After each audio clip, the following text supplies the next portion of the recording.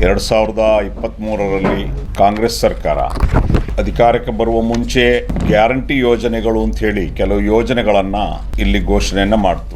ಆ ಸಂದರ್ಭದಲ್ಲಿ ನಿಮಗೆ ನೆನಪಿರ್ಬೋದು, ಸಿದ್ದರಾಮಯ್ಯನವರು ಅಥವಾ ಯಾವುದೋ ಒಂದು ಸಭೆಯಲ್ಲಿ ಮಾತನಾಡ್ತಾ MLA ಕಾಕಾ ಪಾಟೀಲ್ಗೂ ಫ್ರೀ, ಮಾದೇಪ್ಪನವರಿಗೂ ಫ್ರೀ ಅಂತ ಹೇಳಿ ಘೋಷಣೆಯನ್ನು ಮಾಡಿದರು. 3 ವರ್ಷ ಸಿದ್ದರಾಮಯ್ಯನವರ ಸರ್ಕಾರ ಪೂರೈಸಿ ಈಗ DK ಶಿವಕುಮಾರ್ ಅವರು ಮುಖ್ಯಮಂತ್ರಿ ಆದಾಗ ಈ ಗ್ಯಾರಂಟಿ ಯೋಜನೆಗಳ ವಾರಂಟಿ ಮುಗಿಸಿದ್ದಾರೆ. ಏನು ಜನರಿಗೆ ಗ್ಯಾರಂಟಿ ಯೋಜನೆಗಳ ವಾರಂಟಿಯನ್ನು ಕೊಟ್ಟಿದ್ರು, ಆ ವಾರಂಟಿಯನ್ನು ಮುಗಿಸಿದ್ದಾರೆ.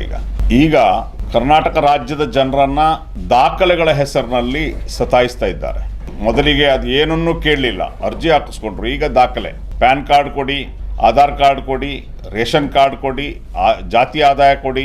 ಯಾವ ಕಚೇರಿಗೆ ಹೋದರೂ ಕೂಡ ಎಲ್ಲೂ ಕೂಡ ಜನರು. ಯಾಕೆ ಅಂದರೆ ದಾಖಲೆಗಳಿಗೆ. ಒಂದು ಕಡೆ ಕೇಂದ್ರ ಸರ್ಕಾರ SIR ಅನ್ನು ತಂದು ಒಂದು ಕಡೆ ದಾಖಲೆ ಮಾಡಲಿಕ್ಕಿರುವ ಒಂದು ಹಿಂಸೆ, ಇನ್ನೊಂದು ಕಡೆ ರಾಜ್ಯ ಸರ್ಕಾರ ಈ ರೀತಿ ಹಿಂಸೆ. ಇದನ್ನು ಯಾಕೆ ಅಂತ ಹೇಳಿದ್ರೆ, ಒಟ್ಟಿನಲ್ಲಿ ಇವರು ಘೋಷಣೆ ಮಾಡಿ ಆಗಿದೆ, ವಾರ್ಷಿಕ 55,000 ಕೋಟಿ ಬೇಕು, ಇದನ್ನು ಹೇಗಾದರೂ ನಿಲ್ಲಿಸಬೇಕು. ಹಾಗಾಗಿ ಅಥವಾ ಅದನ್ನು ಏನಾದ್ರು ಮಾಡಿ ನಿಲ್ಲಿಸ್ಲಿಕ್ಕೋಸ್ಕರ ಏನು ಮಾಡಿದ್ದಾರೆ, ಈಗ ಅದನ್ನು ಕಡಿಮೆ ಮಾಡಲಿಕ್ಕೆ ಬೆನಿಫಿಷಿಯರನ್ನು ಕಡಿಮೆ ಮಾಡುವಂಥ ಕೆಲಸವನ್ನು ಮಾಡ್ತಾ ಇದ್ದಾರೆ. ಇನ್ನೊಂದು ಬಹಳ ಆತಂಕಕಾರಿ ಒಂದು ವಿಚಾರ ಏನು ಅಂದರೆ, ಸಾಮಾಜಿಕ ಭದ್ರತಾ ಯೋಜನೆಗಳು, ವೃದ್ಧಾಪ್ಯ ವೇತನ, ವಿಧವಾ ವೇತನ ಮತ್ತು ಅಂಗವಿಕಲರ ವೇತನ, ಈ 3 ಫಲಾನುಭವಿಗಳಿಗೆ ಇವರೀಗ ಇನ್ಕಮ್ ಸರ್ಟಿಫಿಕೇಟ್ ಕೇಳ್ತಾ ಇದ್ದಾರೆ. ಎಷ್ಟು ಅಂತಂದರೆ 32,000 ರೂಪಾಯಿ ಇನ್ಕಮ್ ಸರ್ಟಿಫಿಕೇಟ್. ಪ್ರತಿಯೊಬ್ಬರು ಕೂಡ 32,000 ರೂಪಾಯಿ ಇನ್ಕಮ್ ಸರ್ಟಿಫಿಕೇಟ್ ಕೊಡಿ ಅಂತೇಳಿ ಮತ್ತೆ ಈ ವಯೋವೃದ್ಧರನ್ನ, ವಿಧವೆಯರನ್ನ, ಅಂಗವಿಕಲರನ್ನ ಇವರು ಸರ್ಕಾರಿ ಕಚೇರಿಗಳಿಗೆ ಆಲಿಸ್ತಾ ಇದ್ದಾರೆ. ಇಡೀ ಇಂಡಿಯಾದಲ್ಲಿ ಸಾಮಾಜಿಕ ಭದ್ರತಾ ಯೋಜನೆಗಳು ಎಲ್ಲೂ ಕೂಡ ಈ ಮಿತಿ ಇಲ್ಲ 32,000. ಯಾಕಂದರೆ ನೀವು ದಿನಗೂಲಿ ಅನ್ನೇ ಲೆಕ್ಕ ಮಾಡಿದರೂ ಕೂಡ ವಾರ್ಷಿಕ 1.5 ಇಂದ 2 ಲಕ್ಷ ರೂಪಾಯಿ ವಾರ್ಷಿಕ ಇನ್ಕಮ್ ಇರ್ತದೆ. ತೆಲಂಗಾಣದಲ್ಲಿ ಸಾಮಾಜಿಕ ಭದ್ರತಾ ಯೋಜನೆಗೆ ಗ್ರಾಮೀಣ ಪ್ರದೇಶದಲ್ಲಿ 1.5 ಲಕ್ಷ ಇನ್ಕಮ್ ಮಿತಿ ಇಟ್ಟಿದ್ದಾರೆ, ನಗರ ಪ್ರದೇಶದಲ್ಲಿ 2 ಲಕ್ಷ ಮಿತಿಯನ್ನು ಇಟ್ಟಿದ್ದಾರೆ. ಆಂಧ್ರದಲ್ಲಿ ಕೂಡ ಸೇಮ್ ಇದೇ ರೀತಿ ಇದೆ. ಹರಿಯಾಣದಲ್ಲಿ 3 ಲಕ್ಷ ರೂಪಾಯಿವರೆಗೆ ವಾರ್ಷಿಕ ಕುಟುಂಬದ ಆದಾಯದ ಮಾನದಂಡವನ್ನು ಬಯಸಲಾಗಿದೆ. ಕೇರಳ ರಾಜ್ಯದಲ್ಲಿ 1 ಲಕ್ಷ ಇದನ್ನ ಇಟ್ಟಿದ್ದಾರೆ. ಅಲ್ಲೆಲ್ಲ ಸಾಮಾಜಿಕ ಭದ್ರತಾ ಯೋಜನೆಗಳು ಹೆಚ್ಚು ಕೂಡ ಇದೆ ಕಂಪೇರಿಟಿವ್ಲಿ. ಇಲ್ಲಿ 1,800 ರೂಪಾಯಿ ಕೊಡ್ತಾ ಇದ್ರೆ, ಅಲ್ಲಿ ತೆಲಂಗಾಣದಲ್ಲಿ 4,000, ಆಂಧ್ರದಲ್ಲೂ ಕೂಡ ಸರಿಸುಮಾರು 4,000 ಕೊಡ್ತಾ ಇದ್ದಾರೆ, ತಮಿಳುನಾಡಲ್ಲೂ ಕೂಡ ಹೆಚ್ಚಿದೆ.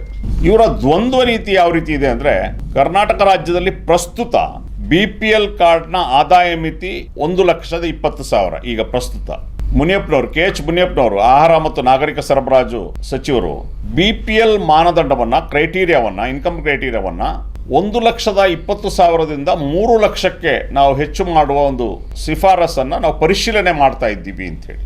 ಅಂದರೆ ಒಂದೇ ಸರ್ಕಾರದಲ್ಲಿ ದ್ವಂದ್ವ ನೀತಿ ನೋಡಿ. ಬಿಲೋ ಪಾವರ್ಟಿ ಲೈನ್ ಕಾರ್ಡ್ಗೆ 3 ಲಕ್ಷ ಮಾಡ್ತೀವಿ ಅಂತ ಒಂದು ಕಡೆ ಹೇಳ್ತಾರೆ, ಭದ್ರತಾ ಯೋಜನೆಗಳಿಗೆ, ವಿಧವೆಯರಿಗೆ ವೇತನ ಕೊಡಲಿಕ್ಕೆ 32,000 ಇನ್ಕಮ್ ಅಂತ ಹೇಳ್ತಾರೆ. ಅದೇ ರೀತಿ ಈ ಡಾಕ್ಯುಮೆಂಟ್ಸನ್ನು ಕೇಳೋದು, ನೀವು ಗೃಹಜ್ಯೋತಿ ಮಾಡಿದಂಥ ಸಂದರ್ಭದಲ್ಲಿ ಯಾವುದೇ ಇನ್ಕಮ್ ಆಗಲಿ ಯಾವುದನ್ನು ಕೂಡ ನೀವು ಮಾನದಂಡವಾಗಿ ತಗೊಳ್ಳಿಲ್ಲ.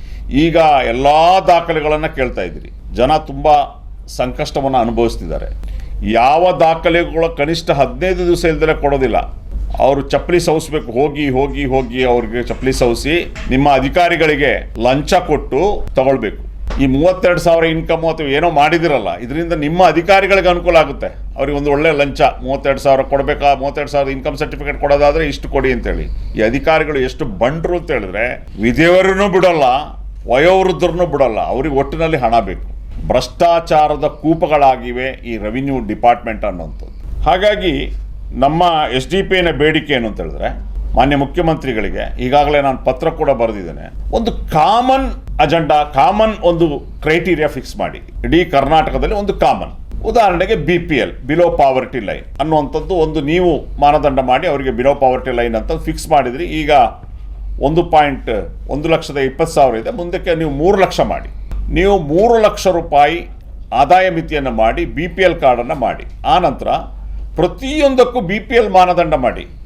ದೇಶದಲ್ಲಿ ಎಲ್ಲೂ ಇಲ್ಲದಂಥ ಒಂದು ಈ ರೀತಿಯ ಕ್ರೈಟೀರಿಯಾಗಳನ್ನು ಕೈ ಬಿಡಬೇಕು ಅಂತೇಳಿ social democratic party of India ಈ ಸರ್ಕಾರವನ್ನು ಆಗ್ರಹಿಸ್ತಾರೆ.